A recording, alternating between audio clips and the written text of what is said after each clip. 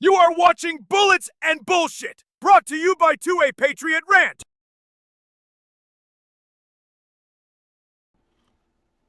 What is up to a Patriot Ranch family? Welcome to the first episode of Bullets and Bullshit. And we have got a special one for you today. We are in Knoxville, Tennessee, outside of a bank vault. That is a speakeasy as well. And we've got a special guest for everyone today. And I think this might get a little spicy today. And we're gonna be continuing on the Bullets and Bullshit series all weekend long here at I'm calling it the Gun Tuber Crib. But today we have Erik from Alpha Omega Kydex. A-OK. How you doing, dude? It's good, man. To finally do this, man. I know, right? We talked about it for a minute, so we're finally making it happen, huh? It's been a minute, and man, this house we got here is this place insane. Is absolutely freaking insane. And I'm gonna tell you right now, if we come back out to Knoxville for something else, we're staying here again.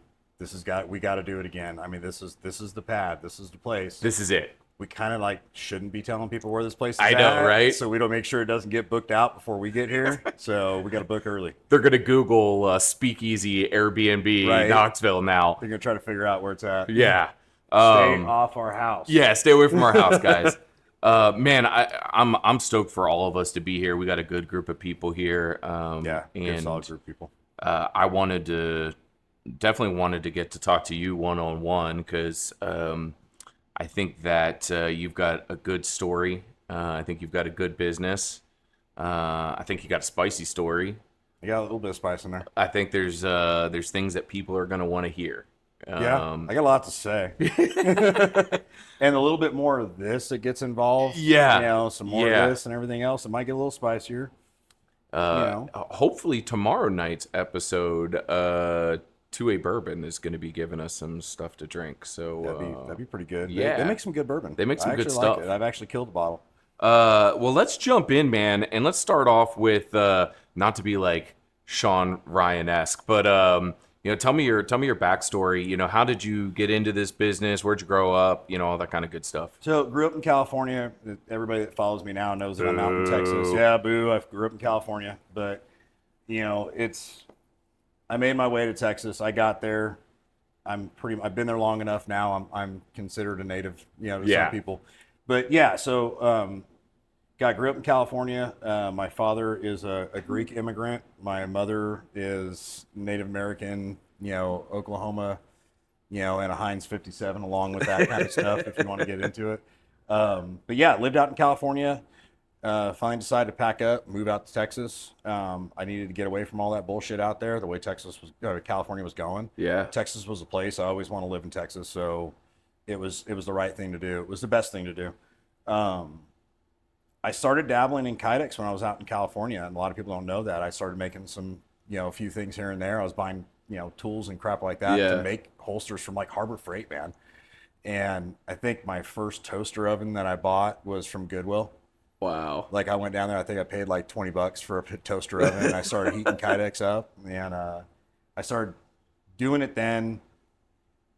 Took a break from it. Once I got to Texas, I decided I was going to pick it back up.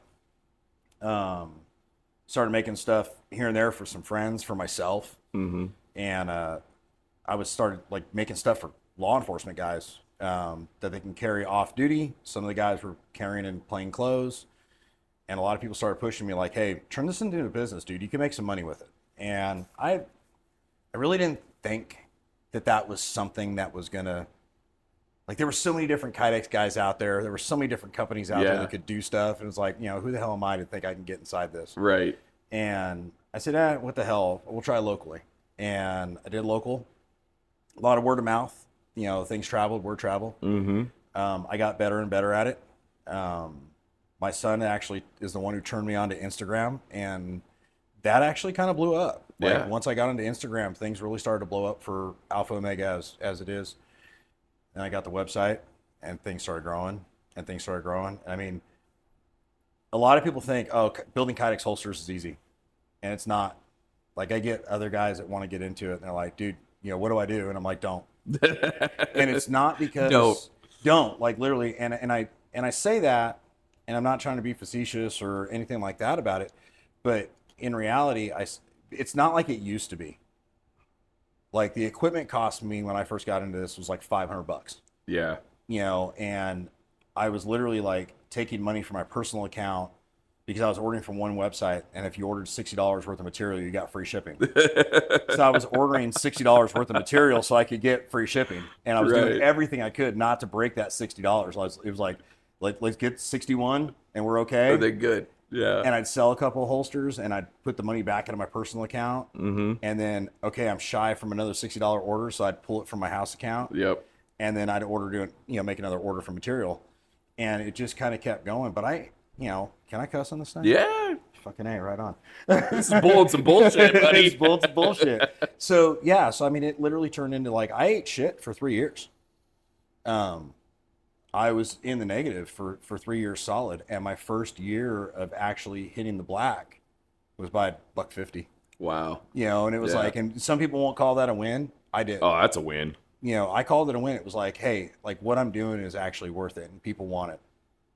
And things just kind of progressed from there, and it got progressively larger and larger. And then having the website, I was able to go on the website and go, okay, what was my year-end sales for this year? Right. And I kind of got a baseline from that first year, and then the next year I was sitting at 120% in sales over the year before. And I know in businesses, when they start up, they're like, hey, if we can get 20% growth in a year, that's big. That's huge. I was at 120% in the first year of having the website. Mm-hmm. So things blew up, and it honestly scared the piss out of me. Dude, I was like, how the hell am I going to keep up with that? Yeah. And the following year, it was another year of like, it was over 100%. And things, and I will say, I will contribute that to finally being able to get into SHOT Show. Like when I messed around with the gun industry, it was like, okay, I want to go to SHOT Show, and everybody knows, like, if you're not in the industry, you're not getting in. Yep. And the first year I tried to get in, and I was doing holsters. The first year I tried getting in, they flat out denied me. Like, wow, you're not relevant enough in the industry. Like, go kick rocks, bro. And the second year that I applied, they approved it, and I was like, holy crap, I'm going to SHOT Show, And it's just, I will say, since me starting to be able to attend SHOT Show every year, I always see growth, especially after SHOT Show, because I go and make the connections.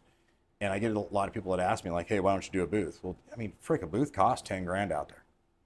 You can make more deals walking around. I make way more deals walking around, like actually talking with these gun companies and these different accessory manufacturers and things like that. So I like to walk around and get to know the people and find out what their needs are. Yeah. And it's, okay, hey, you have a new gun coming out? Well, this is going to be a hit. So let's make sure that we are providing accessories for that new firearm or that new weapon light that gets released. Mm-hmm. People are going to need it.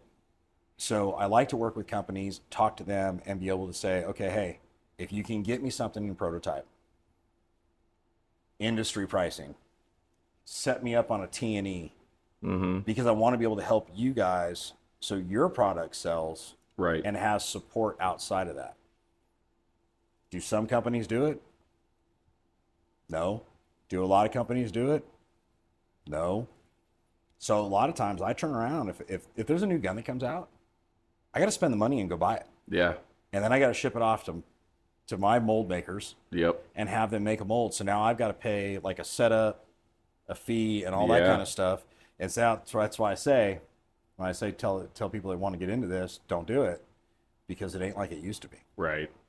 Sure, you can go to different manufacturers that make molds, but you have to wait until they get it. Right. They have to then get the gun too. Yes. Yeah. So they have to have a relationship with companies like Staccato or SIG. SIG might be a bad word, but like Taurus or any of these other companies that are out there. They have to have a relationship, so they get the thing, they get the new gun, and they can build the mold, and then make it available to Kydex guys like us. Have you talked to the guys over at Century Arms yet? Because that fucking G code that they released along with the Prime, is a trash holster. It's injection molded, isn't it? Yeah. I'm firmly against injection molding, and it's not because I'm a dinosaur and I want to stick to Kydex, but I just don't like. Injection molding is great for some things. My personal opinion, injection molding for Kydex is not. I mean, let's look at a big company, Safariland. Mm-hmm. They make level 3 holsters. I think they're barely starting to get into some injection molding on some things, but look at their holsters. It's literally Kydex. What we in the industry call burrito wrapped. Yeah. Around a gun. Yep. Because realistically, those holsters have zero. It's a hot dog down a hallway. Yeah. If you take the retention device out of it. Yep. You eliminate the retention, it's a hot dog flying down a hallway. Mm-hmm. But they're burrito wrapping it with Kydex still. Mm-hmm. You look at some of these companies that have gone by the way of injection molding, and you can actively see some of their sales start to drop. And like I said, might be old school. I hate injection molding. Yeah, that holster was trash. You should go over to talk to Andrew over at Canic tomorrow. And so I do a lot of several Canic firearms. So a lot of people I'll go search my name out on Reddit to kind of see what everyone's saying. You know, and I'm looking for the positive and I'm looking for the negative. Sure. I want to know what customers are saying about me and Alpha Omega. Like, what are they saying that? Oh, hey, his holsters are great, or hey, man, I got one and it's shit and it's an issue. I want to know. Yeah. Because I can't get better if people aren't telling me. No. And so I'll go on Reddit, and one of the biggest things that I see, and I will say like 95% of stuff I find on Reddit is all positive. And it's people sitting there saying like, oh, dude, I had this gun, this light. Yeah. He made the holster for me, no problem, dude. I absolutely love it. I carry it every day. Yeah. And, you know, there's other ones that are like, this guy's got the biggest list of like weapon light like that he supports on his list, more than I've seen. And I'll pride myself on that. Yeah, I would say that from just like an outsider's perspective, you have definitely the most weapon lights I've ever seen anybody had. I would say probably not the most amount of firearms, but that's because of what we just talked about, right? Like, you got to do the molding yourself, and you've got to either buy the gun or pay somebody else to have it. But the amount of weapon lights, I mean, you and I were getting into the O-Light conversation the other day, and a lot of people don't make holsters for O-Lights. No, they don't. Which is disappointing, because I think you cut off a segment of the market. You really when you do that. You really do. And I know some people sit there and they go, and I've made the comment myself, and I say it jokingly to certain people. I say it to my friends. I don't say it to people I don't know. Yeah. But like, I'll joke with my friends, and they'll sit there and say, oh, I bought a Springfield Prodigy, and I turn around and tell them like, dude, go buy a Staccato Quipping bore. Yeah. You know, and it's not me being a dick to my friends. Well, it is. But I wouldn't say that to a customer. Right. You know, you choose the gun that you choose. You choose the gun that you can afford. Yep. And I would never hate. I think the only purchase that I would probably hate on anybody for and shame you for is like a 320 right now. No, because I own 320s. Me too. And I mean, honestly, to tell you the truth, it would probably be the Yeet Cannon. Yeah. Like, and I've done holsters for those things before, and I don't have molds for it, but I've literally told customers like, get the gun to me and I'll do it. Like, I actually still have one. If you really, really want one, like, I'll do it. And I want to, and I'm doing it like in protest, but you're my customer and I'm going to do what I can for you. Going back to the O-Light thing, and I'll even bring up Springfield Armory, like the XD series, for a long time, because the shit that happened politically with Springfield. Yep. All these other Kydex guys were like, I'm not going to touch XDs. I'm not going to touch any XD, any Springfield Armory. I'm not going to do them. And I used to tell these guys in the forum, like, okay, hey, send them to alphaomegakydex.com, bro. I got them all. I'll do them. And there's still a little bit of that out there. There is. Like, they released the Mod 3 this year, and there's very few companies that are producing a holster for the Mod 3. Mm-hmm. I haven't gotten it yet, and I think a lot of it, and I'd have to check some of my suppliers to see if there's molds released for it yet. But yeah, for a long time, they were like, nobody wanted to build stuff. I can tell you right now, there are a shit ton of holster companies out there that won't touch O-Light. Yeah. And I saw a market, and I was like, well, no, because people are buying that. Like, they're spending $500-600 on a light, on a gun, and they want a light for it. And they might have, popped everything out of their wallet to get the gun. Yep. and they can afford an Olight. And I'm not trashing Olight, and I might get some hate for this. I don't personally run Olights. I run Surefire and Streamlights. If I want a small light, I'm running, Streamlight. If I'm doing my duty, size guns, I'm running an X300. Yep. But I'm not going to hate on the guy who has an Olight. What I will say about Olight, and it's not necessarily negative to Olight, it's more of the customer base, and it's maybe a little bit towards Olight, but like I just popped a video out the other day, like, hey, make sure you're ordering for the right light. Right. And it's like, okay, the Balder S and the Balder Mini are not the same. They're different. But I'll get customers that have a Balder S and they think it's going to fit the mini holster and it doesn't. Yeah. And then I get a customer upset and they're like, hey, I ordered this gun and it doesn't fit, this holster and it doesn't fit. And I'm like, okay, well, send me a picture of the gun with the light. And I'll instantly see that it's not the right light. Right. And I have to be the bad guy and say, hey, dude, this is what you ordered and this is what I made explicitly what you ordered. Yep. And I have to be the bad guy and turn around and tell them, like I'll work with people, but it just kind of sucks. So, like, I think customers need to know what they have to have. And I wish Olight was a little bit in tune with, like, if you look at Streamlight, the TLR7 subs and, like, the TLR7s. Yep. They came out with the TLR7, 7A, 7X. That's all the same light. Right. You know what I mean? Nothing really changed. Then you got the HLX, which was just the bezel. Yep. So there was a modification, but I know it's going to sell, so I'll turn around and go spend $2,000 on molds. Right. And that's what people don't realize is these things cost. Like, just that one little change. One little light and one little change. Which I haven't changed to the HLX because of that. Yeah, but we're doing them. Yeah, because now I have to go get all new holsters. Yeah, and one of the things that I've actually been thinking about doing was just making all of my holsters off the HLX, because the body is the same. So if you're running just a 7 or 7A or 7X, you can still fit it in HLX holster. And if you decide later, hey, I want the HLX, your holster is going to work for you. Yeah. It's just like the reason, 4 years, maybe a little bit longer than that, I switched over to doing all my holsters.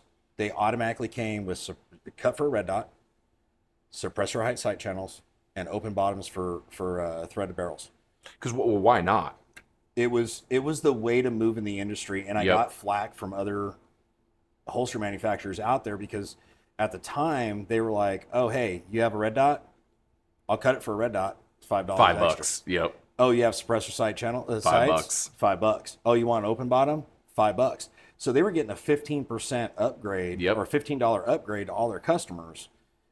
And I said, you know what? I'm not going to do that to my people. Like, I want my customers to come back. They're still doing it right now. There are some out there that are still doing it. They're still doing it. I'm not going to name any names, but especially because, like, I use some of their stuff, but obviously I don't pay them for it, so I'm not going to bash them because I didn't pay the upcharge for it. Right. But, I mean, it's 2025, bro. If you're not doing open bottoms with a red dot cut, like, I mean, come on. Like, it just... And I saw it going that way. I was paying attention to the way the market was moving and what customers were doing. Mm-hmm. And I started seeing a lot more requests like, oh, hey, I have a threaded barrel in this gun. Is it going to work? And, closed bottom holsters aren't going to work. Oh, I got suppressor sights. I got a red dot. So I just started doing it. And I just made it part of the standard package. So I get emails still, like, because it's in my description that everything's red dot cut, suppressor sights, open bottom. Excuse me. And I'll email the customer back because they're like, oh, I got this red dot. Will it work? It's going to work. It's good. It's good. It's good. Like I cut everything to make sure like an SRO is going to, right. And even the new Trigicon HD, like I cut everything low enough that it's going to work. And you get those customers that don't have red dots, that they get their holster and it's cut way down low for a red dot. Yeah. And they're like, why is it cut down that low? And it's like, because it's just how I do it. But it doesn't hurt them either. It doesn't hurt them either. And I always try and tell them like, yeah, but if you eventually move into a red dot, you don't have to buy a new holster. Yep. Yeah, we're not working with leather anymore where you could cut out the leather if you need to. Kind of stuff. So, I mean, I saw the market moving and I made a decision and I said, I'm not going to charge anybody. And I got flack from other Kydex guys. Like, well, it's because they want to make the money. You want to make the money. And they're telling me you're leaving money sitting on the table. And I'm like, yeah, but when that guy buys a Glock 19 And then he turns around and say he goes and buys a Glock 17 and realizes he needs a new holster. He's going to look at it and go, wait a minute, Alpha Omega Kydex, I got everything I needed on this Glock 19. And I didn't have a red dot, and I put it on it, but I have to buy a new holster. Well, I'm going to get a 17 from that guy. So now I've got the returning customers coming back. Yep. Because they already know what they're going to get with me, and they're happy. Well, it just happened with SIG. So this past year, SIG released the Fuse. And it fits X Macro holsters if they have an open bottom. I had one out of like the 10 holsters I have for an X Macro that had an open bottom. And I had to go and get another holster just to fit the fucking gun. Yeah, and it's crazy how it is. Like I've dealt, and I won't name what company it was, but like I was working a deal with a firearms company, and we were talking about holsters, and they said, well, just all make them all for this model. And they have a model of a firearm that's shorter, and they have a model of a firearm that's longer. And they were just like, we'll make it for the middle model. And I'm like, okay, I could do that. What about the longer one? But you do realize that the end of the muzzle is going to be sticking out the bottom. Yeah. And they're like, yeah, but who cares? And I'm like, for the amount of money people are paying for that firearm, they're going to care. Hey, Canik, did you just hear that? They care. Customers care. I'm just saying. The G-code holster Plus, sticks out. Well, here's the other issue that comes in with carrying comfortably. And especially guys that carry appendix, it'll happen to somebody who carries in the 3 o'clock or the 4 o'clock position. Absolutely. That front sight is now sticking outside of that holster with that much muzzle sticking out the end. Yep. And that is going to get snagged up on clothing on the way out. Your dick. Whatever. It's going to hook up on something. Yep. And that's why I think, okay, hey, no, you need to have it covered. All the way down to the end of the muzzle. Yep. I mean, I even like my Glock 19 holsters don't stop right at the end of the muzzle. My Glock 19 holsters actually stop about 1/4 inch past the muzzle. And, I've had some customers go, oh, it seems like it's too long. And it's like, yeah, it's not as long as the 17, but it's not quite as short as a 19. Well, I think a lot of people don't understand that that's not where your retention's coming from. No, it doesn't matter. Yeah, like they'll say, oh, there's a little bit of space or whatever. Yeah, there is. Yeah, but then later on, you go throw a Radiant Ramjet on the end of that Glock 19, and guess what? Now you've got less muzzle pointing out the bottom of that holster. Your sight is still further back, so it's not an issue of hang up. But you got some of that compensator that's going to be covered. And I actually implemented something on my website earlier this year that I didn't have it on there before. I changed it because I started seeing a lot of people asking for, I got a compensator. So I actually made it now on the website where a customer can actually check yes or no if they have a compensator. So they can let me know ahead of time. So if they've got like a Glock 19 and they got a compensator, I might actually cut it for a 17 and build it for a 17 to try to cover as much as that compensator as possible. Right. So it's that forward thinking that I think has been successful for Alpha Omega. It's just, I think some companies are just kind of pigeonholed and they just think with the way they think, and it's like, oh, their customers will be happy with exactly the way it is. Yep. And the casual consumer probably is for the most part, especially the guy that buys one gun, one optic, carries that gun for 10 years. And never changes. But a still guy using iron sights. Yeah, still using iron sights. But a guy like me that I change my carry gun like I change my underwear. Same way. I'm the same way. Ever change optics? I'm doing a lot of reviews and stuff on optics, so I change out optics quite often, even on my carry gun, which I don't suggest people do. No. You want to get familiar with it and stuff, but I also have to get everyday use into looking at it. Well, when you're doing a review, you want to get that. Yep. You want to get that solid base so you can tell the people that are watching your channel to turn around and go, okay, hey, so you carry it every day. Is it snagging up? Is it an issue? But some companies, when you give them what your red dot is, they cut the holster for that dot. So if I went from an EPS carry to an SRO, you're not set up for it. You're not set up for it, which that shouldn't be with a holster. My red dot cups are deep. Yeah, I mean, some of my holsters are actually go about a 1/4 inch past the back end of the barrel, like the ejection port. Yeah, And like I said, I've had people go like, why is this cut so far down? And it's like to accommodate any red dot that gets put on that gun. Yep. Especially with the size of red dots coming out these days. Some of them are ridiculous. I mean, it's like, there's some big shit coming out. Yeah. Yeah. Like when the 507 comp came out. Which is a beautiful fucking red dot. Yeah, I love that. I got it on my staccato. Yeah. I absolutely love it. Leupold, fuck you. Delta Point Pro, man. I'm still waiting on that thing to come back from them. But sorry, that got totally sidebarred on that one. I am so mad at Leupold. I was literally, I'm going to sidebar, tell you a little story. I was shooting my Staccato XE, and I had a couple other guns I had to sight in, and I set it down, and my buddy was out there with him and his son. His son's 20 years old. No, actually, shit, he's like 23 years old. And he's like, hey, can we shoot the XE? And I was like, yeah, dude, grab it. There's mags over there. Yeah. And he's over there on the line, and he's shooting, and I was loading up mags, and he goes, hey, your red dot's off. And I'm like, dude, the red dot's like dead on accurate. And he goes, no, it's off. And I'm like, dude, hit the brightness button.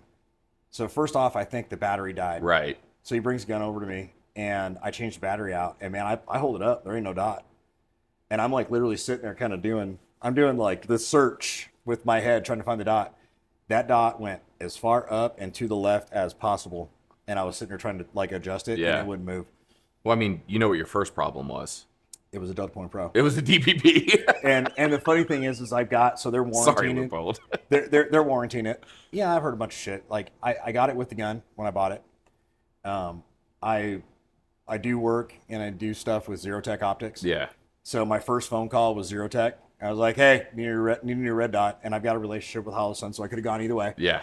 But I've been running the Zerotech on a 45-degree mount on my 16-inch rifle, and I've got their LVPO on that one.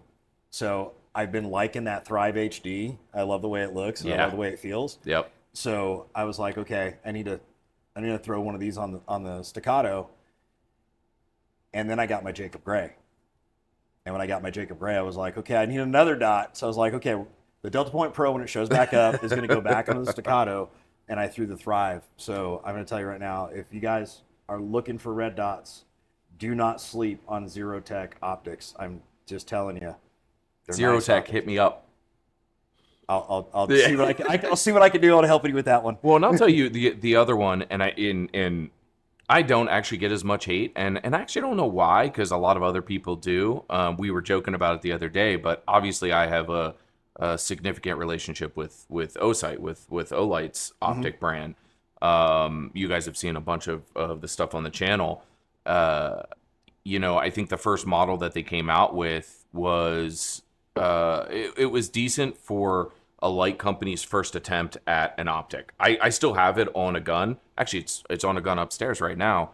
And I've had no issues with it. I know that some people did have a couple little problems here and there. I've heard some stuff here and there. I haven't tried it. I actually saw it when it came out at NRAM. Mm-hmm. And I looked at it. I was impressed by what I saw. I've never put one on a gun. I never put one through the paces, so I can't speak. I will tell you now, I have a lot of them. I have put them through all kinds of T&E, and I have not had one single dot failure. That's nothing. Good. And they just came out with the SE version, which is a battery powered instead of the rechargeable. Okay. And I mean, it's $199. It's not bad for enclosed emitter optic. It functions just like an EPS carry, multi-reticle system in it. I got multiple EPS carries. I love them. Yeah, that was my go-to was EPS carry. It's sitting on my 365 AXG Legion at home, which I refuse to put near my cock anymore. Mine's AXG Legion is safe. It's not. It's the 320 that you have to worry about. But is it? But is it? I have an EPS carry on my X Macro. And see, and I have the original X Macro. Yeah. When it first released with the compensator on it, they just called it the X Macro. I have one of those too. Yep. And then all of a sudden they were like, "Oh no, the X Macro isn't compensated. Now you got the X Macro comp." And, it was the TAC Ops, and then they started changing all the bullshit yeah. names. I was like, whatever. Yeah. I have the one that's got the comp on it. It's not the X Macro comp. It's just an X Macro. But that EPS carry is love that dot. Hell of a dot, and I think that I'm gonna have to look at the Osights. I'm gonna have to give one a try. Because I mean, I have a very small, like non-significant YouTube channel, on YouTube. Just search up Alpha Omega Kydex, which I do have. I just started doing some videos on there like, hey, this is our holsters. This is how you clean them. This is how you adjust your retention. It's been something I've been wanting to do to think that's great. Building the channel up, because I want my customers to be able to go, okay, hey, I need to know how to adjust my retention, because there are some customers that don't. Like, I'll have customers that contact me and like their order form that they get in there with their package, I have this little stamp because I got tired of writing it, and it says adjust your retention to your liking. So I just like rubber stamp it. I auto pen it like Biden did everything, you know. But so I rubber stamp it. And I'll get customers that still like shoot me an email like, hey, it seems like the gun's loose in there or whatever else. And it's like, for the common person, there's a lot of screws on a holster. Yeah. Well, I mean, so you look at it inside the waistband, you've got, I mean, you got 2 clips for your, 2 screws for your clip. And then you got 2 screws for your retention adjustment on my holsters. And a claw, maybe. And if you got the claw on there, you know, some people don't want to touch those screws because they think the claw's going to fall off. And it's like, no, just back them off. Yep. Some people get crazy and they do like a full 360-degree turn of that screw, and they're like, "Oh my God, it's really loose," or "It's super tight." And it's like, no, we're talking quarter adjustments. We're talking optic style adjustment. Yes, absolutely. And you know, my YouTube channel. What I want to start doing, I'm going to start doing a little bit more reviews. Good. I've got some stuff designed. You know, I'm kind of planning out for. I want to do a comparison video between. You know, it's kind of not a fair comparison in a way, but like my Staccato XC, my Staccato P, and the factory ported Jacob Gray Hex. It's not fair to put it up against a P because it's factory ported. Sure, yeah. And it's really not fair to put it up against my XC because my XC is nothing close to being stock. Right. You know, so it's like mine is a cheat code, but I want to see how it does compared. I want to run some build drills, but I want to film all this kind of stuff. And I want to provide that kind of stuff for my customers to be able to see, yeah, I'm a 2011 guy. I think it's great at added value. I think so. It's one of those things that, you know, there's a couple, you know, not to like, I'm not promoting anybody here, but like QVO. Yeah. Like they do that. Like they do videos. No, QVO is solid, man. Yeah. I really hope, like, I've had some people, like, there's been comparisons of like, I have been grouped in some of the largest like Kydex companies that are out there in Reddit and things like that, and in forums that I've seen. And it kind of gives me a little bit of chill when I get to see the Alpha Omega Kydex grouped up, because like people are like, hey, you know, top 10 or like top 5. Yeah. And I'll see like Tier 1 holsters, THC, QVO, Alpha Omega Kydex, and I'm like, holy crap. Like, wow. Like, why am I up there? And like, T-Rex arms. Where's Lucas? I don't know. Probably selling 51% of his company to somebody else. Oh wait, he didn't even sell it. He just gave it up. That's going to be a whole nother subject. That's actually a good segue. It's a good segue. Now we're going to get spicy. Yeah. Now we're going to get spicy. So, you've had some interesting business relationships with your company so far. Yes. Some of which are very hot topics at the current moment. Do we want to talk about the hot topics first, or do we want to talk about the really good ones? Let's start off with the banger, which is Kim Kennedy. Oh boy. All right, so I'm just going to go ahead and start. Am I going to get sued for like saying his name? No, you said Kim Kennedy. You're good. It's Kim Kennedy. We're talking about Kim Kennedy. Kim Kennedy here. Look, okay, so I will say, for a very long while, I had a working relationship with him. Mm-hmm. For me, it was working. There's a lot of fan base that likes him at the time. And a lot of guys that were following him, they would see him do videos, and they would see the gear that he's wearing, and they would ask him, they would comment and say, you know, what holster are you wearing? This is where the problem starts to kind of arise, because he would never tag me. And I would have to be like this little sniper sitting in the comments going, "Oh, Alpha Omega it's an Kydex. Alpha Omega Kydex holster. It's for his 509 with this weapon light and blah blah blah, and it's Yeah. this print and it's done on this setup and everything else." And I would have to snipe comments to generate the business. Well, once people started realizing I was doing his holsters, the fact that he was wearing them was actually bringing me quite a bit of business. But I had to work. I had to get in there and do the work because somebody wouldn't tag me. Do you think he was wearing the holster when he threw a grenade and killed a bunch of women and kids? No, I was not doing shit for him at that time. So I am not liable for any of that bullshit. No. Nor when he was, well, you know what? I might have to backpedal on that one because when he was doing the shit, when they did the pullout, Oh, he yeah. could have been, I have no idea. Yeah, who knows what he did there? I mean, the dude's got over a dozen of my holsters. Like, people don't realize that. Like, this guy is like, he's got a lot of my holsters. And he had to get a little bit of schooling on how to set that shit up on his belt. That's what kind of astonished me. Do you hear that? Tim Kennedy needed help on how to set it up on his belt. UBL QLS kit holster. Didn't know how to do a UBS with a UBL. QLS or UBL with a QLS. It was sent to him in a package. All you had to do was slide it on his belt. Kind of had to be walked through it.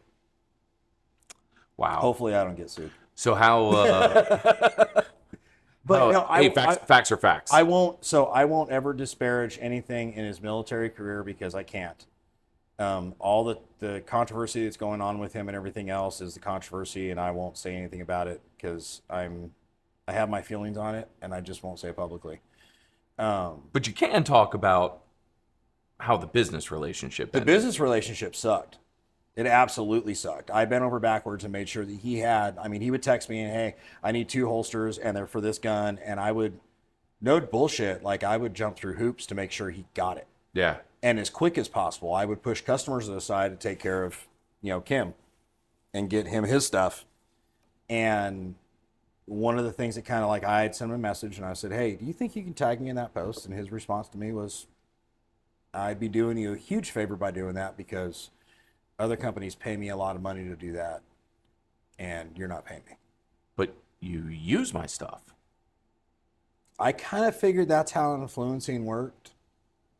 Like, if you look at my stuff, when I post pictures, there are companies that are tagged in my photos that I don't have a relationship with, but I use their stuff. So if I'm going to post a photo with their stuff in it, Yeah. I'm going to give them credit for it. And that's Absolutely. people that I don't have any relationship at all Absolutely. with. I tag companies and stuff that I'm doing that I have like zero relationship with, like 2A Bourbon. Mm-hmm. There was a couple things that I put out there and I tagged them in, and I have zero relationship with them. Yeah. Great guys, by the way. Yeah, I've like DM'd them about trying to get a bottle. And We'll make never that heard happen anything- this I week. never heard anything about it. I had to like order one. We're going to make that happen this week. It's cool. I still bought it. I don't mind paying for shit. Like, I'm not asking for crap for free. But Do you know the story behind the owner of 2A Bourbon? no, I don't. So, I believe his name is. Man, I'm so sorry. I'm blanking on. I think it's Dave. I can't remember right now off the top of my head. It's so bad. I know these guys really well too. So he was a lawyer for a business associate of Pablo Escobar. Nice. He was at Pablo Escobar's house in Cancun with Pablo Escobar. He actually just told me a story earlier today. Oh shit, we're out to hear this one. So he was sitting out on like a patio outside of this house, right? And the guy that he was the lawyer for and Pablo were doing business off to the side. He was like, I don't get involved in Right. certain types of business. I didn't he's see like, nothing. yeah, he's like, I saw nothing. He's like, I'm sitting over here. And he goes, all of a sudden I felt this on my face. He goes, I turned around, there's a fucking giraffe Oh shit. licking my face. Oh shit.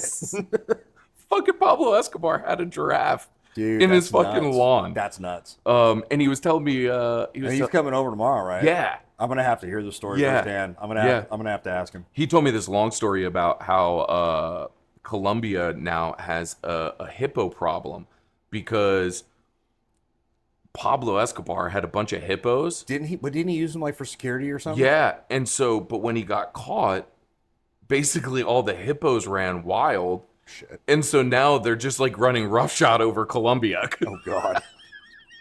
That's insane. This guy, I can't wait You to want to go introduce hippo you. hunting? Go down to Colombia. Right, I can't wait to introduce you to this guy. This guy's like got stories for days. That's awesome. Anyway, you've had, obviously there's the Tim Kennedy thing. You've got like I severed that relationship. Sure. Once I got told like, oh, you're not paying me, I severed that relationship. I was like, okay, I'm done. you have some pretty cool ambassadors now, though. Yeah, I do. I've actually got 2 ambassadors that have been with me the longest. Lone Star Training. It's Lone Star Training 2018 on Instagram, and Andre Avesedo, which is a killer competition shooter. Do we want to tell the story about Andre? Which one? The fact I was using his picture instead of yours because he's better looking. That was pretty funny. So like this jackass over here was over here and he released, some pictures and stuff like that, and he posts up this picture of Andre Avesedo with an American flag like this.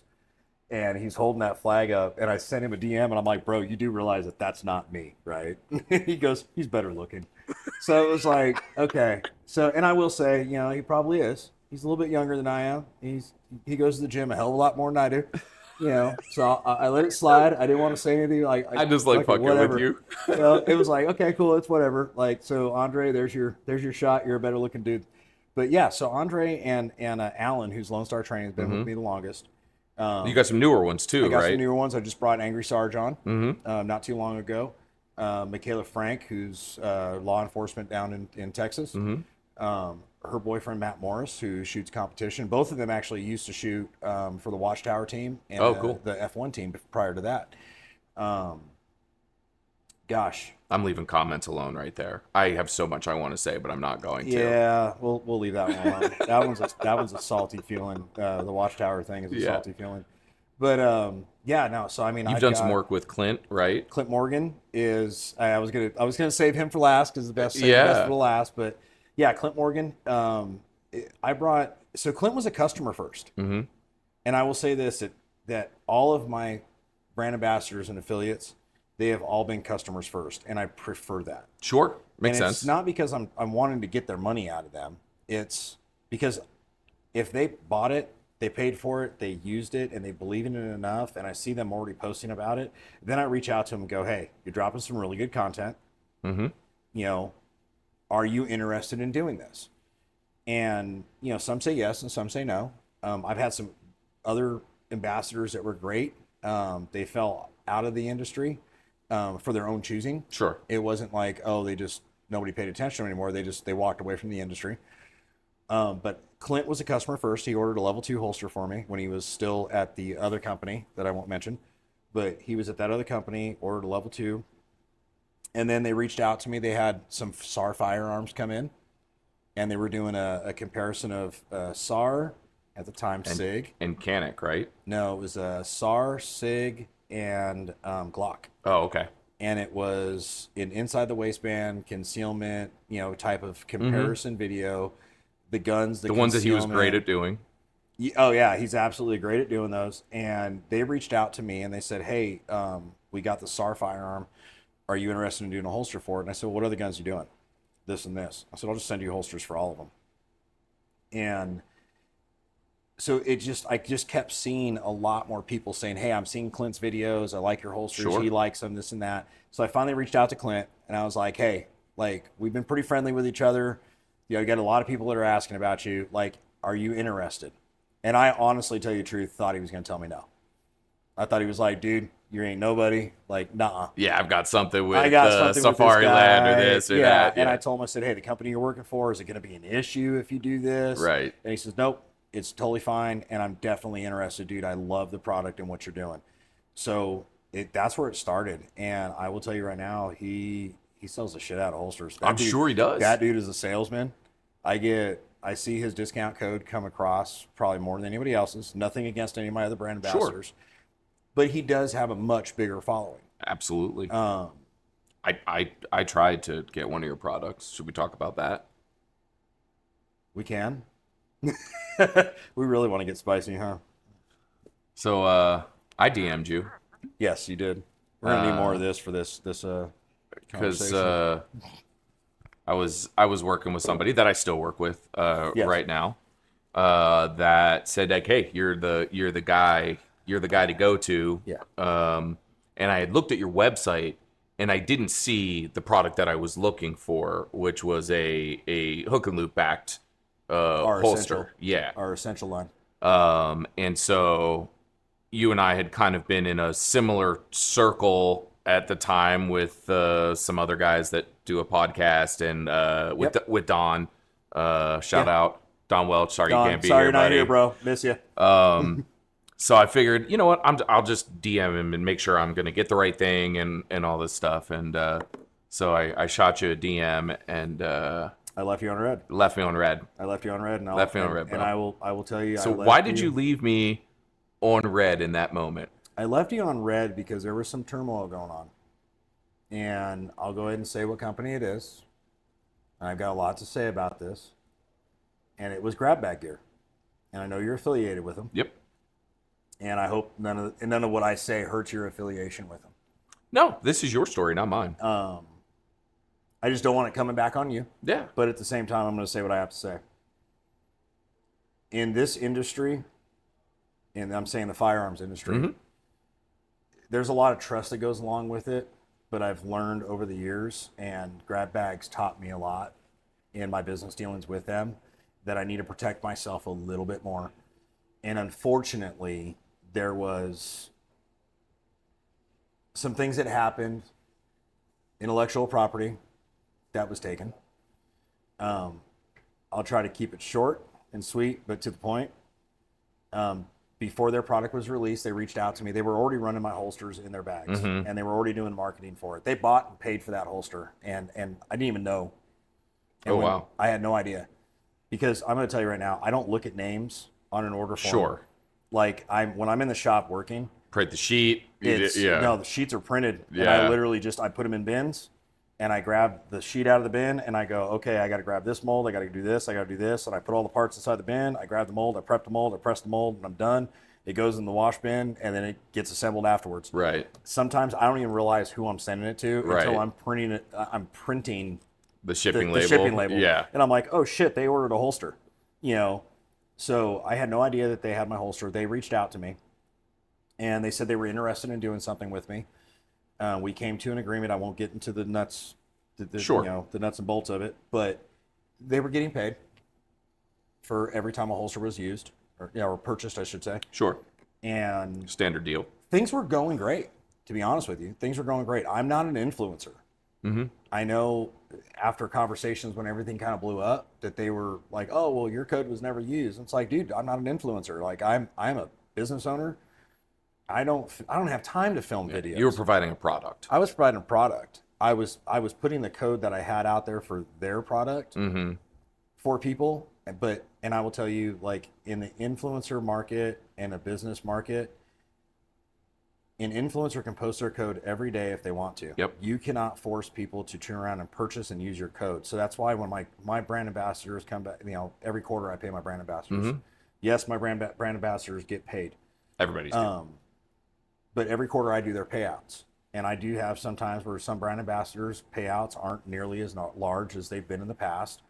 And I don't hold that against them because you can't twist somebody's arm that's watching your video. Well, and there's a lot that goes into that. Like, I'm a brand ambassador for quite a few brands, and an affiliate of a lot of other brands. I can't post every brand every day. No, you can't. And like I don't even ask my ambassadors to do that. So I would post as often as I could. I'd take some pictures of some holsters inside the grab bag. I post it up. I throw a code up. If somebody bought and paid for it, cool. I honestly, tell you the truth, when they said, oh, we'll give you this much for every bag sold, I was like, dude, I really don't care. I don't want your money. But I want you guys to succeed. And because if you guys are succeeding, I'm providing a product that your customers are coming to me for. So when you succeed, I succeed. We do this together. Where the problem came up, and I had a lot of belief in their product. I was very skeptical of the product at first until they actually showed it to me at SHOT Show. And I was impressed with it because I told them, I said, we're not going to go into a deal until I feel like this bag is secure enough. It's a unique concept. It's a very unique concept. It has some flaws, in my opinion. And I know of several people that have had problems with the flaws, and we'll get to those later. Mm-hmm. But I believed in the product, and that's why I wanted to support it. Things were going great. And I was busy one day. I couldn't look at my phone. I don't live on that thing. Mm-hmm. Sometimes I'd love to just chuck that thing out the window and never have. You and me both, I hate brother. this thing sometimes. You and me both. But I didn't get a chance to check my phone. It never freaking rang. Nobody called me. I got in the shop. I had a minute, and I figured, oh, I'm going to check my phone. Mm-hmm. And I open up Instagram, and I see a video of Grab Bag Gear saying, we're now making holsters. Wait a minute. I'm not one to sit there and say that you can't do it. I don't own the Kydex industry. Yeah. And I'm not going to gatekeep and tell people not to, do it. But you're making holsters? Like, where did this come from? We had a deal. Like, yeah. You sell your bag, I sell the holsters for your bag. And I see a video that they release, and I'm looking at the holster, and it's a direct copy of my product. My product that I've been doing for 4 years. Mm-hmm. I think at the time it was 3 years at that time. And you copied my product. And you didn't even reach out to say anything to me about it.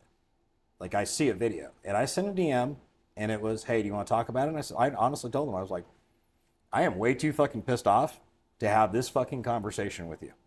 I think those were my exact words. And I said, I will call you tomorrow. And I got on the phone the next day. And I said, do you, like, seriously? What was the issue? And he was like, oh, your lead time and everything else. I'm like, yeah, dude, I'm like one guy in here. And he said, well, we just want to have holsters ready for the customers. Okay, dude, I can understand that. Mm-hmm. If you would have gave me a bulk number, I could have just hammered out and gave you wholesale pricing. And I even told him, I said, I would have white boxed this stuff for you so nobody would have known it was Alpha Omega. Because, trust me, they would not have been the only one that's been white boxed, because I white boxed for several different other people. Right. And I will tell you that you're buying holsters thinking it's somebody's. Guess what? These hands have been on it. Yeah. There are several different people that I'm white boxing for. Yeah. I can't say. Sure. Because paperwork. Yeah. Paperwork stops me from saying who it is, but I white boxed for several different companies. It would have been no different if I would have white boxed for them. And I said, if you would have just asked, I could have bulk ordered stuff. You would have given me the gun models. I would have bulk ordered, and you could have white boxed this stuff, and you would have never had to spend the money to get set up or find somebody that was going to do it for you or any of that kind of stuff. You could have put your own label in, called it your own damn thing, and everything else. Well, we're not doing light bearing. So you're taking 50% of the money off the table. Taking food from my mouth now. Yep. So my response was, okay, fine, I'm not paying you anymore. You can still continue to use the code, and I'm not paying you anymore. And I was happy with that. They were happy with that. I was still pissed off. Sure. It's an ethics thing, in my opinion. Business ethics have gone out the window. Like, I will sit here and say, there's not a Kydex guy out there, me included, that doesn't see another Kydex company come out with a holster and go, that's a great idea or it's a bad idea. And if it's a great idea, we're looking at it to try to say, okay, how can we make this ours? Because I think it will sell. And from the start of guys making Kydex holsters, that's what we've all done. Everybody does it. We do. The gun manufacturers themselves do it. They do it. But I think when you're in business with somebody, there's ethics. There's a different side then. There's an ethics to it. And, I did my own fucking up. I should have had certain things in place, and Sure. I didn't. So I'll own that. Okay, Lucas. Yeah, well, I still own 100% of my company, so. But, I mean, there's some things that I could have done better in the whole situation, and they're doing what they're doing. But what really pissed me off was I did a podcast, and it wasn't even really a podcast. It was a podcast. One of the podcast guys came to my shop. Don was there, and I made Don a holster, and then we filmed me making holsters for these podcast guys. And I don't always show every aspect of my holsters and how I build them. Sure. There are certain things, and you want to call them secrets or whatnot. Whatever. There are certain things that I just don't want to show. It makes my holsters a little bit different than everybody else's. Sure. And I don't want to show it. And it was funny because when we were filming, me and the one guy walked into the dirty room at my shop, and that was La Dirty Room. And I stopped the camera and said, no, this is not for you. And I pushed the camera out. and I'm keeping certain things that I do inside there Mm-hmm. private. About a week after that video got released, Grab Bag Gear, and it was a shot. And they can sit here and say it wasn't a shot. Kiss my ass. It was a fucking shot at me. They released a video of them from step 1 to final step of making a holster, and their caption said, "No secrets here."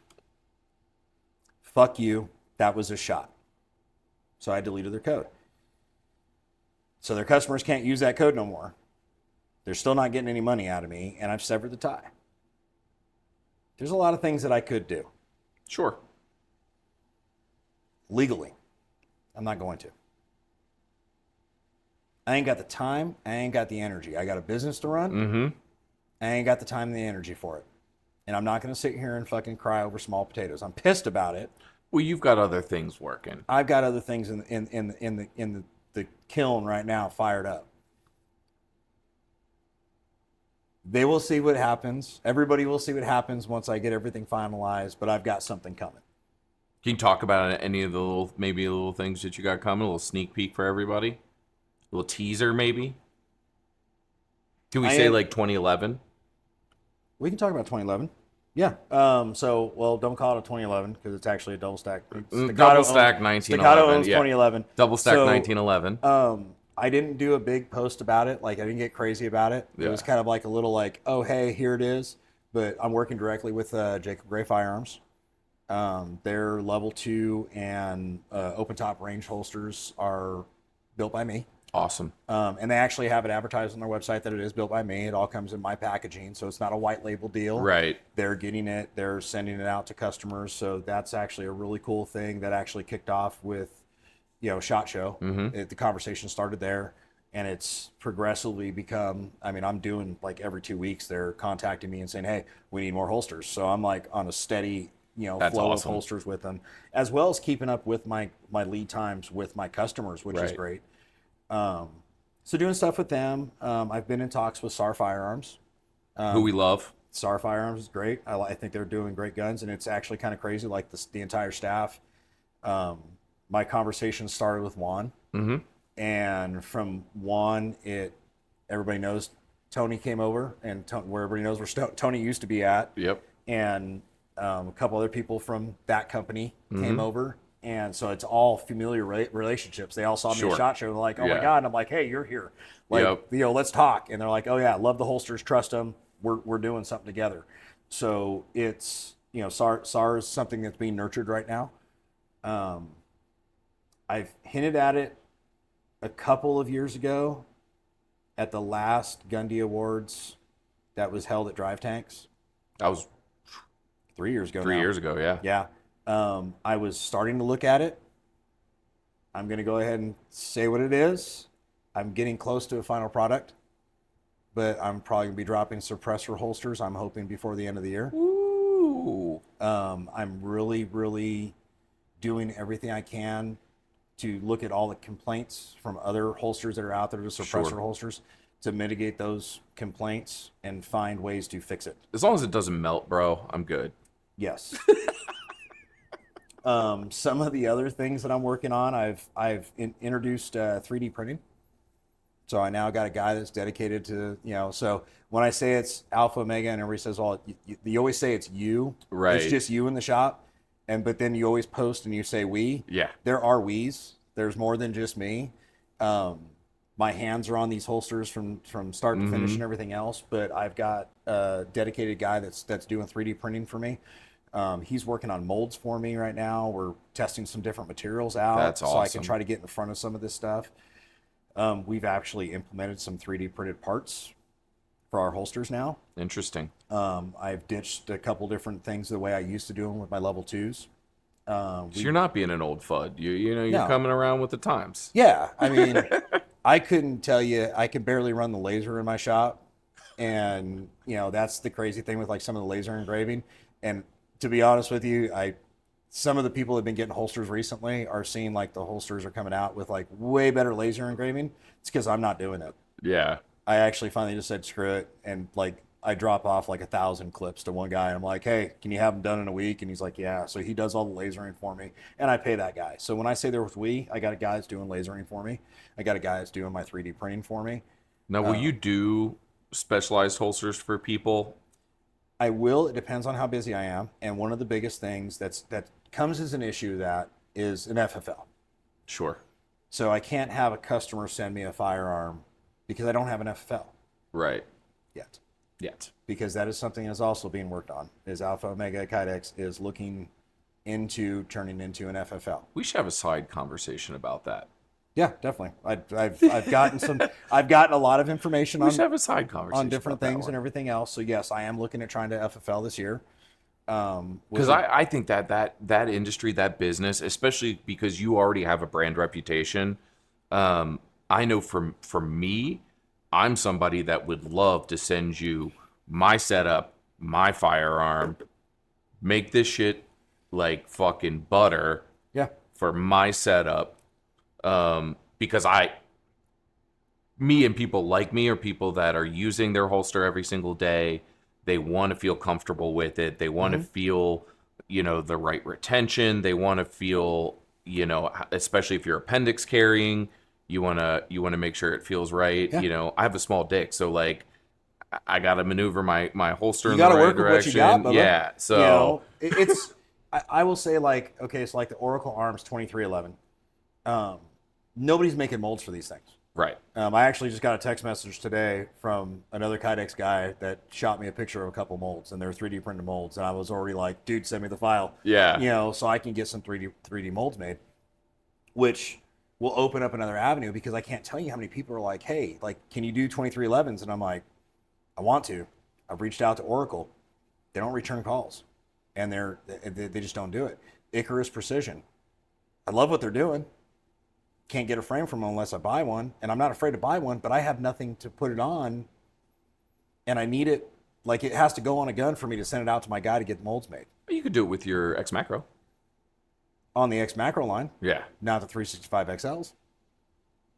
Yeah. So, or I mean, I could do it on my 320s, but yeah. I cut 320s out. Yeah. And I'm getting a shit ton of hate for that one.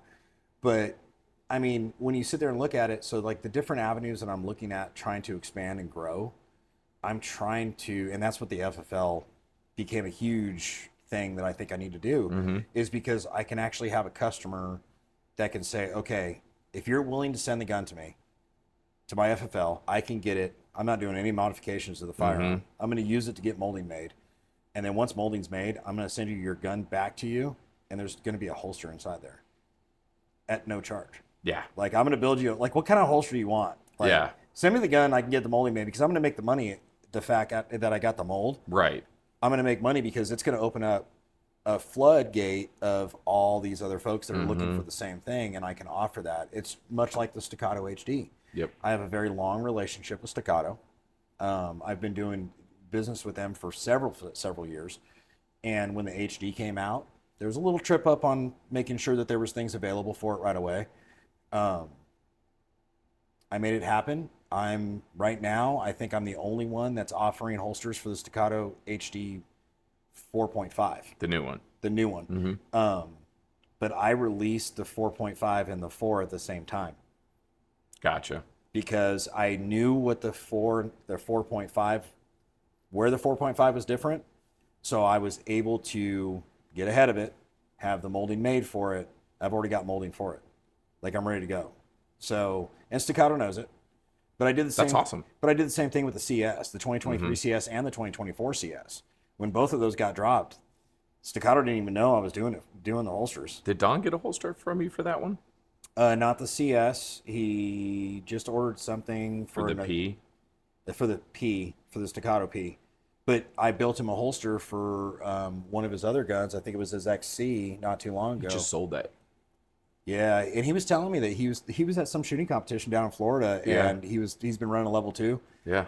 And they turned around and told him, like, oh, because you're not law enforcement or military, you can't run the hood. And he's like, you can't just drop the hood and just run it like an open top. I'm like, nope, can't have a hood on. He had to take the hood off. Yeah, It was stupid. He just sold it like 2 days ago and bought a Voodoo. Yeah, he called me about the video. Yeah. He was like, "Hey, can you do a holster for the video?" And I'm like, "Send me pictures of it. I'm gonna need some information off of it, Yeah. but I think I can make it work." Well, with he something can't just like drive over and give it to you anymore. No, not anymore. Yeah. No, he's down in Florida. But yeah, so I mean, so I always try, like when the Staccato CS came out, and I kind of use a little bit of guerrilla warfare tactics when it comes down to SHOT Show. Yeah. Like I have a really bad knack of not scheduling appointments with people. And I did it to Staccato like several years in a row. Like I showed up one year and I was like, "Hey, Staccato CS, grab one off the counter." And they grabbed it. They're like, "What?" And I went, "Holsters. Already on the website, ready to go. You can tell people." And they were really excited about that. And I was one of the first to the market with the 23 CS. Mm-hmm. The following year, I showed up and I was like, "Hey, you're selling to a bunch of law enforcement, right?" Like, "Yeah, here's a triple mag carrier, duty use. Nice. You know, rounds forward. Oh, by the way, here, let me reach my bag. Here's a double." And that's Molly capable. Are you doing pouch holsters at all yet? Like Zin? Yeah, I do Zin and regular dip cans. Matter of fact, I have one. We'll have to get a picture of it. I got one because I use Rogues. Yeah. My son uses Zins. We should get you connected with Zemo. Yeah, let's do it. Yeah. Like I've literally got the mold. They sell. Yeah. It's kind of I hate to use the term novelty because it's really not. There's so many people that are out there using pouches now. Yeah. They sell. They're not like a huge seller, but it's also one of those things like you got to find it on the website. You got to know where to look for it. Yep. You know, and you got to know it's out there. Yeah. We should definitely connect with Zemo because they're a 2A supporter too. They actually released a GOA pouch this year. Oh, really? And they give like part of the proceeds or what, I forget the exact Are they deals here and at this? everything. Are they here? No, so unfortunately his daughter had like I think a ballet recital. I was talking to him a couple days ago. He was going to come and wasn't able to, but yeah, they have a GOA release. They've been big supporters of ours. Use code GOONS for a percentage off. I forget what it is, but There you go. Yeah, you'll love these guys. Yeah, so yeah, let's make that connection because I mean, if I can fit it in one or the other pouch molds that I got, Yeah, it fits in my. I have a Zin one that it fits in. if it fits in a Zin, it'll fit mine. So yeah, so I mean, it's business is good then. business is good. Definitely, sorry, hiccup. We haven't been drinking today. No, not at all. Not at all. No, but yeah, business is good. Obviously, we're in the Trump slump. Yep. You know, firearm sales are down. Yep. Everybody's sales are down. It's crazy to see. I talked to a bunch of other industry people and everything else, and I'm asking people like where we're at and like as a whole. And I'm hearing some companies are down 40% from last year. I mean, I'm down in affiliate sales at more than 50%. It's crazy. I'm, by the grace of God, for a while we were down around that same area, and we've seen a pickup, and which is crazy because the summer typically is a slow time. Yeah. Like things start to slow down, but I've actually seen a pickup, and we're down. We're still down in sales, not nearly as much as we were. I think we're sitting somewhere like at 27%, which is I've had, you know, what's that? 15, 16. I can't math right now. Yeah. You know, better in sales. Right. But it's typical. You get a Republican in office, you're gonna happens. You're gonna have a slump. It's gonna happen. Everybody will tell you it doesn't matter whether if you're firearm adjacent, I like to call it, you're gonna slump. Body armor goes through the freaking floor whenever there's a Republican in office. Absolutely. And I think that's the reason I do what I do is because I don't, not that like the slumps are the slumps and unfortunately it's just the nature of the business, but I want to talk to people like you and people that make those like kind of firearm adjacent products, because I think we need to, even when there is a Republican in office, we need to get more of those products in more people's hands. Yeah. And I cover the gamut from some of your lower end products that I still believe in that are good products, because that is a good portion of the market. Yeah. Don and I were just discussing the other day about the 2011 market. He said that like there was, I think, 50,000 guns sold in the double stack 1911 market last year. The 2011 market is blown up. this year. It seemed like at SHOT Show, and I know you were there, and you probably saw the same thing I saw.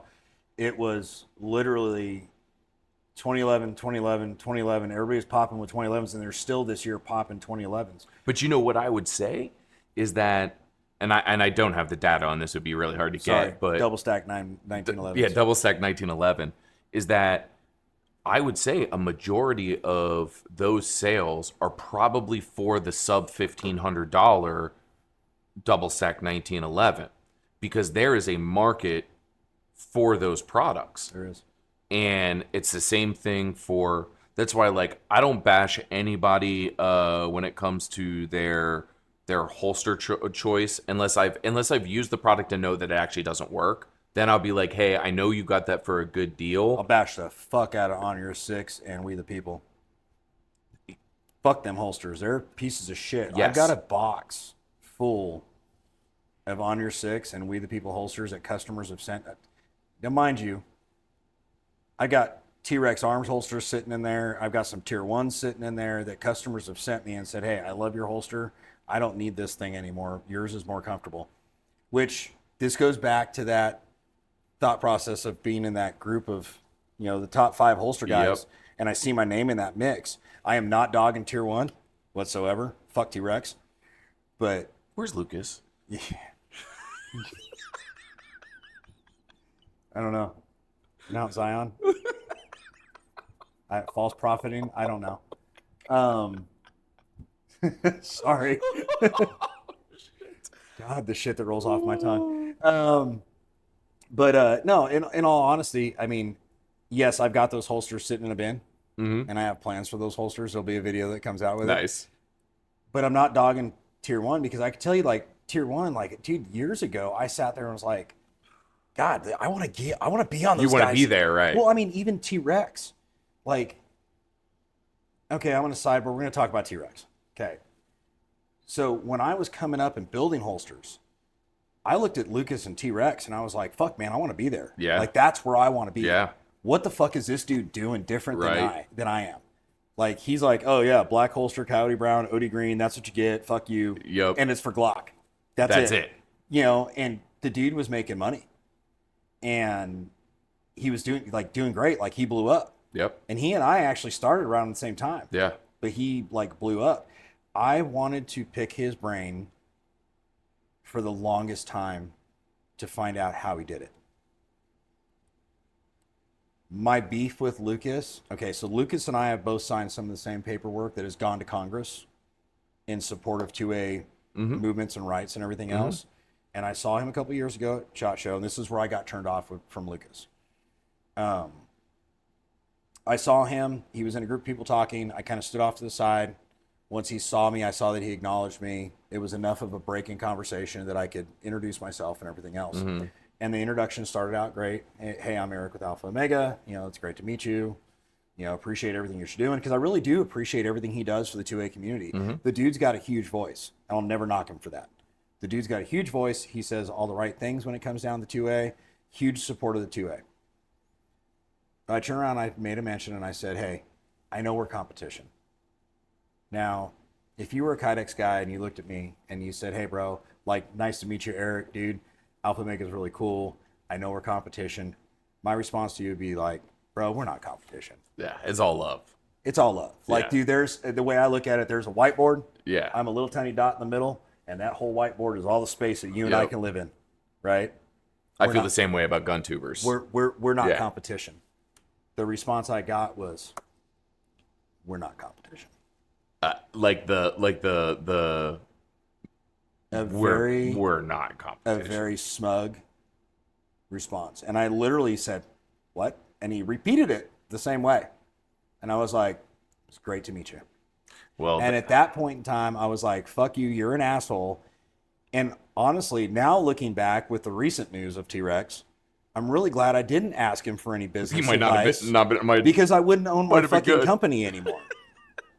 So yeah, I mean, we've talked about it on me and Don have talked. So I mean, we've been bashing Lucas for quite a while. If you go back and look at one of the titles of one of our Liberty Goods episodes, it was Lucas Botkin meets with Kamala Harris and Joe Biden in the Oval Office, and obviously that didn't happen, but clickbait.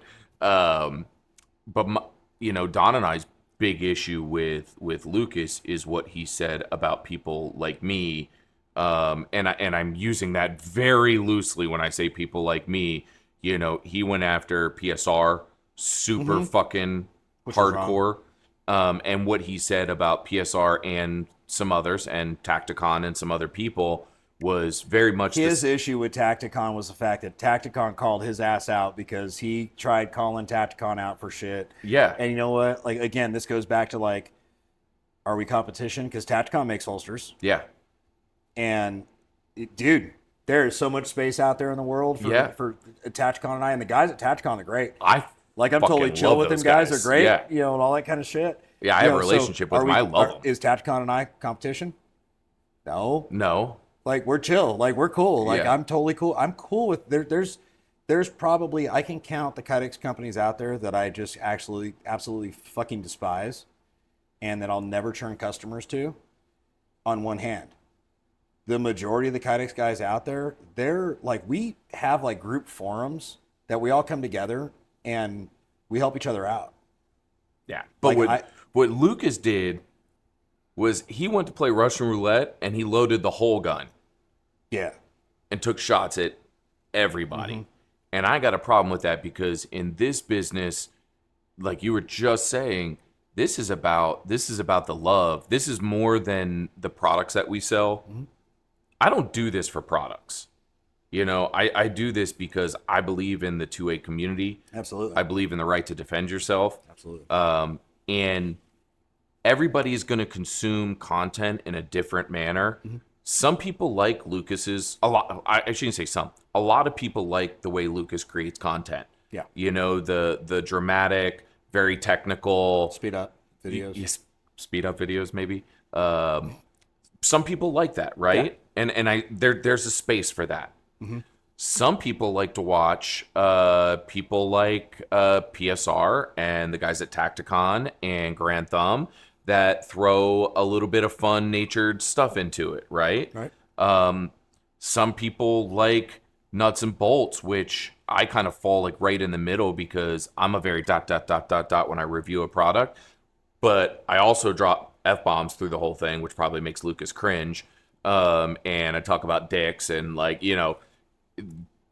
in Lucas's mind, like not only just for that am I the devil, but he thinks that my kind of content is trash because I'm not being pure enough with the business. And in my mind, the word pure in our business doesn't exist. It doesn't. And I will say, and it's kind of funny, like you said all that, and because I guess, and this is kind of what I've granted, not granted, like I've gotten from like followers and people that watch my content that I put out, and I really haven't been great about the last year about putting content out just because I've been so focused on the business and doing stuff that I'm like, oh God, I got to film this. And if I got to film something, and you've seen some of my videos, literally I'm sitting at my workbench and you can see like my gun wall in my office and everything else behind me. And I'm like, hey, this is what's going on. And I'm like wearing a tank top or I'm sitting in the shop sweating and doing something because it's like, shit, I got to film this video real quick and I don't have time to get dressed up and make myself look all nice and do all this kind of crap or go to the range and do it. I got to get a video out now. So what I have found, and it seems like this is the general consensus with like everybody that follows me and stuff like that, I will never be able to shave my beard off. No. That is like, no, you're fucked. I'm fucked. I haven't seen my face in 14 years. That's why me posting the pictures of Andre was hilarious. But dude, like I have not seen my face in 14 years, and this thing is never going to go anywhere. Not that I don't like it. I like having the beard, but it's kind of like everybody has their like thing that everybody recognizes them from, and that's something that people recognize me from. But I also think, much like you said in the beginning of this podcast, I speak my mind, say what I'm saying. It's going to get spicy. I don't give a fuck. Yep. Like my attitude of I don't give a fuck and I really don't care what you think about me. I provide a good product. The product speaks for itself. I actually was just with, and I won't say because I don't have permission to necessarily say who it is, but at the media day today at Goals, I was talking to a gentleman that works for a very well-known firearms company, and he was carrying a 2011 style 1911 double stack firearm in a different type holster, and he complained about how comfortable it was. I was carrying my Jacob Gray. So we kind of went towards the back of the booth, and I took my holster off, never took the gun out of the holster, and I said, here, try this on. And he was carrying without a weapon light as well, and he put my holster on, and he goes, holy shit. I didn't have to sell him on the product. And I said, was that holy shit a good holy shit or a bad holy shit? And he goes, oh, and he starts bending down. He goes, dude, I can move in this thing. It's comfortable. It's not digging into me. The product sells itself. Yep. I'm the face of the company, and I learned a long time ago, you can do one of two things. You either hide in the shadows, and you embrace it. Or you embrace it and you be who you are, and I am who I am. Do some people call me an asshole? Yeah, maybe I'm an asshole to some people. Well, you are a fucking asshole, but that's okay. We love you because you're an asshole. But am I an asshole, or am I somebody that doesn't go according to what everybody else wants me to do, and I paint my own line? There is no fucking gray area with me. There's white and black, and that is it. That's what you're going to get from me. I'm not going to sit here and bullshit you. I'm going to tell you the truth. Yep. And I think that's what my customers like, is I'm not going to sit there and bullshit you. I'm going to tell you exactly how I feel, when I feel it, and how I feel it. And I can never get away from that. And it's honestly, tell you the truth, it's not something I ever want to get away from. Well, you would seem disingenuous at this point if you went away from it. I absolutely would. So yes, I cuss, I drop F-bombs, I drink whiskey, I smoke cigars, and I like to party and I like to have fun. And that's just me. Get over it. Like, I'm not telling you have to ride the train with me. I'm just saying, like, this is me. Hey, like, if you want to get on the truth train, that's it. Right? Man, what a great segue there, though. Because I believe in you because I know who you are now, and I appreciate it. You're like, are you sure you want to do this? And I was like, yeah. We had the conversation. Yeah. And I said, yeah, I want to do it because I think we proved over at Liberty Goons that, we don't shy away from tough topics like some other podcasters that we know do. No, that's why I like watching you guys. Yeah, because we're going to take it head on, and we might not have a popular opinion, and that's fine. Even Don and I disagree on our podcast sometimes because we're not going to just agree with each other to... Everybody's going to agree with each other. Yeah. You and I probably disagree about certain products, or whatever. And that's fine. I'm not going to get mad at you. You're not going to get mad at me. No. We just talked about grab bags and I think the only thing I can get mad at you about is you carrying a shit ass holster. You're not using an Alpha Omega. I'm not. And we need to fix that. We need to fix that. We've talked about fixing it. But I mean, other than that, I think that's the only thing I can get mad at you. Have you seen my holster? Have you actually looked at it? It's a fucking Tenacore. It's kind of nice. It's a Tenacore. It's nothing fancy. It's nice. But no, and I want to support people like you who not only am I friends with, but that I believe in what they do for this business. No, and I appreciate it. And like, coming on different podcasts, I remember my first podcast I got on, I was like, nobody wants to hear what I have to say. Yeah. And like my first podcast was absolutely horrible. It was with Distinguished Savage, Walt Settlemeyer in Austin. And he's still doing his podcast, has a great podcast. It was my first podcast, and like I said, I told him, I was like, dude, nobody wants to hear what I have to say. I build holsters. Nobody gives a shit. And I go back and I listen to that podcast, and I'm like, that was shitty. And then I look at some of the other podcasts I've done since then, and it's like, okay, like, if I can be me, and everyone's cool with me being me is a little salty. Yep. Me can be a little angry. Me can cuss, And if everybody's good with that, like, I enjoy doing these things, and I appreciate you, saying, "Hey, let's do it." Like I said, I was like, "Dude, do you really want to do this? Because if we hit certain topics, yeah."